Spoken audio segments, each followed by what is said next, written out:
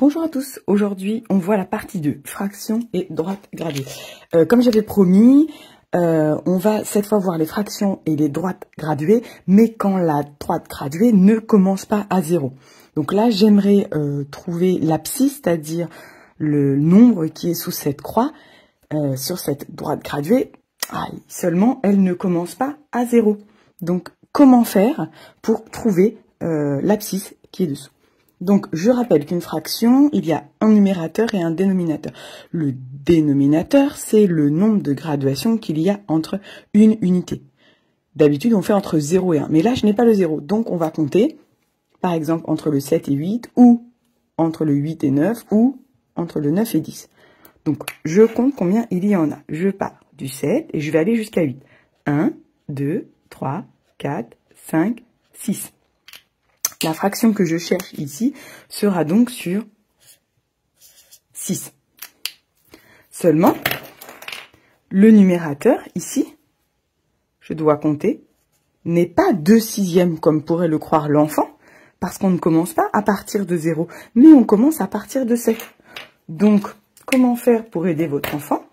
Eh bien, par exemple, sur un brouillon, donc je vais prendre un petit brouillon pour l'aider. Je prends une petite feuille qui a déjà servi.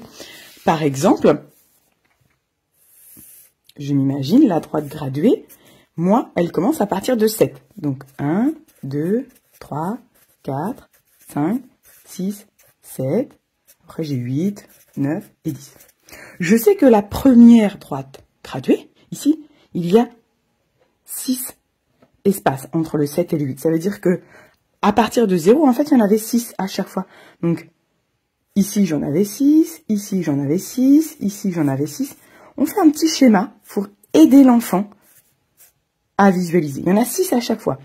Donc, entre 0 et 7, j'en ai 6, 6, 6 chacun. J'en ai donc 6 fois 7.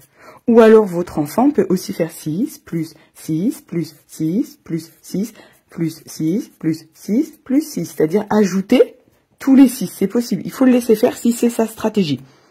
Ou alors, pour les élèves qui ont compris qu'il y avait 7, 6, ils peuvent faire 6 fois 7. Donc 6 fois 7, ça fait 42. Ça veut dire que ici, j'ai 42 graduations. Donc, le nombre 7, si je l'écris avec orange et bleu, j'aurai donc ici 46 au numérateur et 46 au dénominateur. Pardon. Donc, si j'avais compté tous les oranges sur mon brouillon, vous voyez, j'en aurais compté 6, plus 6, plus 6, plus 6, plus 6, plus 6, plus 6. Donc, j'en aurais compté déjà 42. Et donc, il suffit... oui, d'ailleurs, j'ai fait une erreur. 42, pardon. Et donc, il me suffit de compter 43, 44. Le nombre que je cherche est donc 44/6.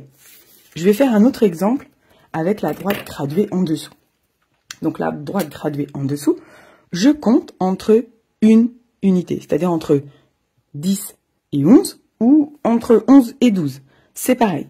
Je vais compter, par exemple, entre 10 et 11. Donc, combien j'en ai? 1, 2, 3, 4, 5, 6, 7, 8, 9, 10, 11. Ça veut dire que le nombre que je cherche ici sera une fraction sur 11. Et j'en ai bien 11, pardon, entre 11 et 12. 1, 2, 3, 4, 5, 6, 7, 8, 9, 10, 11. Et donc, par exemple, le numéro 13 sera 11 après. Je reprends mon petit brouillon de tout à l'heure. Voilà. Je vais faire la droite ici. Avoir un petit brouillon, c'est important. C'est pour ça que je me permets de le prendre devant vous. Je refais un petit schéma d'une droite graduée, mais cette fois qui commence par 0. Et moi, elle va jusqu'à 10. Donc, 1, 2, 3, 4, 5, 6, 7, 8, 9, 10. Et je vais exprès aller jusqu'à 11 parce que moi, j'ai 11 et 12. Et 12, voilà. Et donc, entre chaque unité, j'ai donc 11 espaces. Donc, j'en ai, comme je le disais, 11 à chaque fois. Donc, j'en ai 11, 2, 11, 11, 11, 11, 11, 11, 11, 11. Je peux les marquer à chaque fois que j'en ai 11. Et comme tout à l'heure, en fonction des enfants, et j'en ai même 11 jusqu'ici, soit il fera 11 plus 11 plus 11 plus 11 plus 11 plus 11 plus 11, etc. Soit, par exemple, s'il s'arrête à 10, il fera 11 fois 10, ce qui donne 110. Donc ici, par exemple, le 10, c'est la fraction 110, j'ai dit 11e. Et donc, après, il suffit de les compter. Donc, 110 onzième plus 11, je vais avoir 121 onzième, puisque j'en ai 110, 111, 112, 113, 114, 115, 116, 117, 118, 119, 120, 121. Votre enfant peut aussi compter comme ça, il faut le laisser faire. Et donc, comme ici, j'en ai 121, donc je vais les faire. Ce sera peut-être plus simple à comprendre. Donc, je suis à 121, 122, 123, 124, 125, 126, 127, 128. Voilà, c'est le 128e. Voilà. Eh bien, écoutez, j'espère que là aussi, vos enfants ont compris, vous-même aussi, et que vous pourrez les aider dans leurs devoirs de mathématiques avec les fractions et les droits gradués. À bientôt.